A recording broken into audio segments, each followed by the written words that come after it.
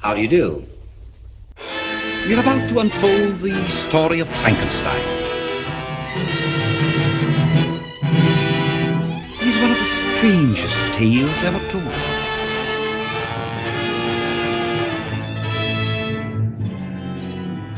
I think it will thrill you. It may shock you. It might even horrify you. Well, we've warned you. You've been warned. Welcome back to Frankenstein Minute, the podcast where we dissect the Universal Frankenstein series minute by minute. I'm Bill Evenson. And I'm Tom Lang, and we are at minute 43 of James Whale's Frankenstein from 1931, where we fade from black. Perfect entry point to the scene because the This is previous part two. Part two, yeah. This is like the, that was sort of the end of Act One, the last minute. All right. And So we're 42 minutes of... 40. Well, let's see. How it was. There's 43 minutes of a 72-minute film, if you count the exit music. Okay, so it's a two-act structure. Well, there's a third act, I think. There's three acts. Yeah, well, yeah. It's three act. I think it's three act. It's very conventional. I'm trying to think where you would put the act points. I don't know if this is one of them. Maybe it is. I would have thought maybe right after the monster is created. That's probably the end of Act One, and this is Act Three. Maybe this is, Yeah, all this right. is Act Three. Okay, there you go. Yeah, we'll go I like with it. that. Yeah.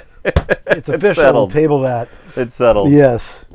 Waldman is poking around the monster laying on the table, his abdomen exposed. Yep. And either Boris... His ribs. It looks like Boris could eat a sandwich or two, but, That's right. Made up for that later. Yeah.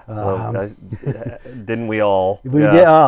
I realize I'm the age now that he was when he made Son of Frankenstein. Okay. I would not want to be lurching around in that outfit at the age I am. Yeah, throwing Donnie Dunnigan around like he's a doll. Man, carrying One Bela hand. down that little slope going into that Oh, pit. yeah. That can't have been fun. Jeez. Yeah. Anyway, way ahead of ourselves. There's a scar. Yeah, we are that is a bit a couple ahead. of years ahead. There's a scar on his abdomen. So either Boris had his appendix out or it's makeup to appear as part of the creation process. I don't know. Absolutely could go either way on that. Yeah. Maybe Henry thought, well, since you don't need an appendix. I'm here. I might as well just... I'm here. Let's just get rid of that. Yep. I don't have to do it later. Yeah. Yep, exactly. Don't want to have to come back. Yeah. Why bother? Yeah. Yeah, so then he's not sure what he's doing. He's investigating. He's just poking around. I think he's just checking the state that he's in. Yeah. Is he still unconscious? Is he unconscious enough I can do this? Okay. Not gonna, wake I up don't know. and throttle me. I think. Okay, so let's get into this. So he goes over to his diary. Well, Dear first he diary. checks his eyes. He lifts the eyelids and looks.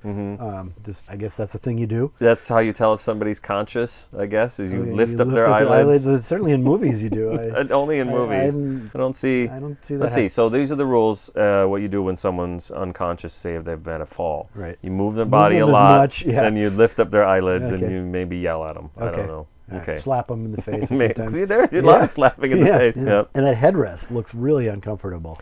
I agree. But whatever it is, it seems to work to make him immobile. He looks like he's not moving. Well, it's the same one from the creation scene. Yeah. Right. And we'll see it again in the two immediate sequels. You'd think that you would want some neck support. Yeah. This is kind of right on his really head. Uncomfortable. And, Boris had back problems, and I'm sure this didn't help. Yeah, I suppose. Oof. It's just nonstop torture for him. It is, but he never complained. That doesn't sound like it, no. Yeah. And came back for more. Came back three times. Well, shit, within a year he's making the Mummy. Mummy, which that can't have been a walk in the park. Great. Yeah. That makeup can't have been a picnic. Any of it. Either the Ardith Bay or the Imhotep. They both look torturous. I don't know. Would that be longer? Or what would be worse? I guess the guy who really had it worst was Lon Chaney Jr. because he did all of that. And he did the all of Wolfman. them, yeah. And but by then the techniques were a lot more streamlined. You think? Yeah.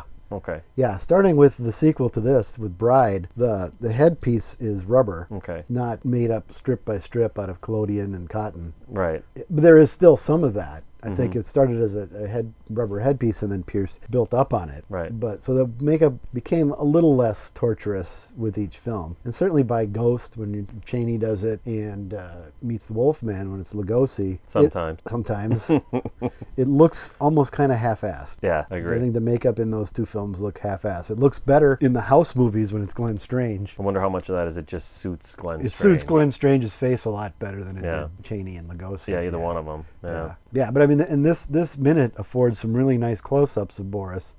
You see, like the underside of the brow. The makeup is flawless. It's beautifully done. Yeah. Obviously, nothing has come along to supplant it. That is, I'll say, Frankenstein. People think Frankenstein, quote, that's what they draw. That's the face that you see. Yeah. And right here, like we said before, this is the gold standard. He's got the big droopy eyelid, and in this minute, your attention is called to them. Yes. Yeah, because he's fluttering his eyelids. His eyes, yeah. And does he open? Yeah, he opens them. Well, he flutters them first. He's just coming out of the haze. Yeah. Waldman putters and writes some things. That's what I'm getting at. He's puttering. I think he's killing time. He doesn't want to do this any more than anybody else does. I think that's what it is. Yeah. So he says, I will perform dissection at once. Well, not at once. Not First at I'm once. going to go over my little diary, dear diary. I wrote some of the notes, and it feels like it's been a couple days. Yeah. Since he started this. Yeah. So this numerous injections. So he's had to do more frequent injections. I have it written. All right, let's do it. The first note is written in a different pen. Yeah, I noticed that. Patient still in state of anesthesia as per injection. It looks like the letter Y, 5 to 9 o'clock and 12:30. That's the first note. Okay. Then there's a couple lines separating it, and it says Tuesday, 7:30 p.m., which is where we're at now. Okay, did he give a day on the first one? No. If he did, it's cropped out of the shot. Okay. It's Tuesday, 7:30 p.m., and I assume it's the next day because 12:30 in the previous note. I'm thinking it would be midnight. Okay. I wasn't sure. Not Maybe this is one long day. Well, he did. If he did, he started at 5 in the morning. Maybe. He's a dedicated man of science. That's good, babe. He's a dedicated follower of fashion. Yeah, well, he is. He is. We've talked about his style before. Note increased resistance, necessitating stronger and more frequent injections. However, will perform, and then he continues to write dissection at once. Yeah, I think he's not. He's just killing time. He is. Yeah. He's not taking this seriously enough. Well, I don't think he's not taking it seriously. He's fascinated by the monster, and he's trying to get notes. Yeah. Because the other thing is, when he goes over to that table, it's full of drawings. There's like a drawing that looks like maybe a part of a brain. Yeah, there's like a drawing on the wall or on the beam that I referenced. Yeah. There's all kinds of drawings of different stuff. So he's meticulously meticulously documenting all this stuff instead of getting down to business. Yeah, Would you want to do it? Dissect this thing? Well, I mean, okay. Well, my notes are out of order here now, but I do think it is interesting that he goes right to dissection, because as a horror, if you watch any horror films, it's unusual in a monster movie for someone to go right to, let's slice him into little pieces. Yeah. It's not that it's unheard of, but it's usually not the first thing. Usually it's like, oh, hi, let's try waving to the monster. But this guy goes immediately to dissection. Brings to mind The Thing from Another World, okay. 1951, the Howard Hawks. I know the remake. You never saw the original? I don't think I've ever even seen it. Yeah. Another movie from my list. Definitely. Yeah. It's excellent. Did you hear about what happened last year in October of 2018? What? Somebody found the original novel. The original short story that movie's based on? There? Was a novel. The guy wrote it as the original author wrote it as a novel, and it was found in some college. Really? Because I've read the short story numerous times. He wrote it as a novel too. So really? So they published it? Oh, that's excellent. Yeah. Cool. Anyways, the movie. And the movie is very different than... Or it was published back probably. Yeah. It's different from The Carpenter, obviously. Okay. And the sequel / remake. I don't even remember that. Which I actually enjoyed. I know a lot of people didn't like it. The Thing 2? It was just The Thing. Oh, okay. Thing 2, Electric Boogaloo. When was that? Oh, like 2010. Okay, I do remember that. I didn't see it. Oh, it's pretty good. Yeah, okay. It's a prequel, actually, to Carpenter's. And they do a great job of setting up. That's cool. Stuff in Carpenter's that doesn't really get explained. Well, that's neat. Yeah, it's a lot of fun. Huh, okay. Anyway, in Hawk's version of it, it's very much science versus the military. The creature in there is very different. It's almost a Frankenstein kind of it looks like a Frankenstein. Okay. It's James Arness with a big rubber head and, Okay. padded shoulders and all that. Yeah. But the scientist wants to talk to it. Yeah. Whereas the military is like, we got to kill this fucker right We're now. gonna blow it to little tiny pieces. Yep. So that's very much what you're talking about. Yeah, and Waldman, Waldman. dissect. To me, dissect is like, it's like, I don't know, for some reason I'm going to think of one that doesn't apply, but in the guy in Terminator 2, you feel... Remember it. Terminator 2, the Yeah, robot I've seen who's, it. I've seen it. who's I'm not also a fan. metal, liquid Yeah. metal. Yeah, I've seen it. I'm not a fan. Oh, it's a great movie. But there's this thought, I think, in a movie like this where there's monsters, that if you just blew them into enough little tiny pieces, then you'd be okay. Yeah. And in this case, it's interesting to think that something as sort of normal as just a guy Yeah.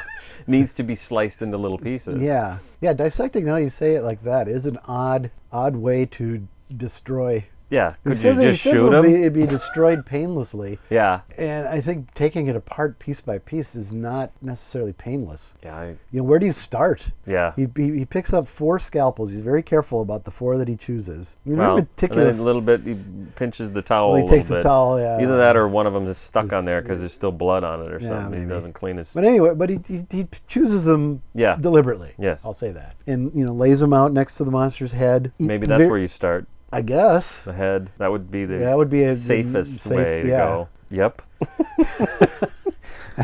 And there's a coffee ring Yes. on the exam table next to the monster's head. Yeah. And in the wider shot, there's a bowl of Cheerios. These bread. No, I'm just kidding.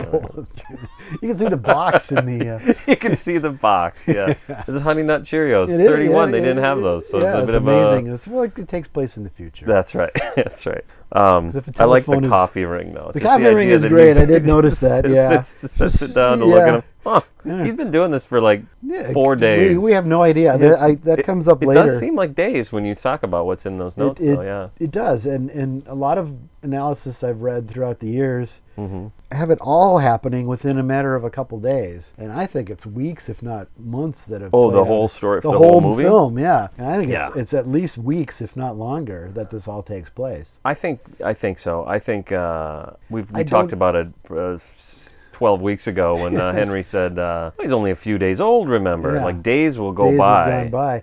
I don't think that Elizabeth Waldman and Bowles go to see. The Baron, or No, go from Waldman's office to the watchtower the That- same day. yeah, right, that day, right, yeah. That afternoon. Yeah. All right, let's go. Yep. I'll drive. I gotta Yeah, yeah. I'm gonna stop for something That's on true. the way. Yep. No, I think it's at least a day or two later. Yeah, you don't see them checking into the hotel in No, Goldstadt. because Yeah. it's more explicit. All the in time spent at the windmill. Yeah. Your father said it was Said he was at the windmill. I don't know. It seemed like he knew what he was talking about. I pretty don't know insistent. why I trust him. It's a little more explicit in the shooting script that the time that passes is a lot longer. Okay. And it's a little telescoped for the movie, but I still get the impression that much time has passed in between a lot of these sequences. Waldman isn't doing this the same night they took Henry away. Right. It's a couple Right. days later. Yeah, and that's And then like that Henry, argument is bolstered by what you just said Yeah. about the different times on the thing. Yeah, and Henry convalescing in the next few minutes. Well, that's what I was going to say. is later. It's Soon we're going to weeks. see something where he references. It's been some time has passed. Obviously, some time Yeah. has passed. Yeah. And in Bride, it's at the beginning anyway. It's even a little more confusing how much time is passing. Okay. Which we'll get into. Okay. How much time has passed from? Do you count the beginning part where Well, where it's that's Mary and it's about Percy a and- century that passes from. so that movie takes a century It then. leaps forward about 100 years. Yeah. Yeah. So there's that. Yeah. Okay.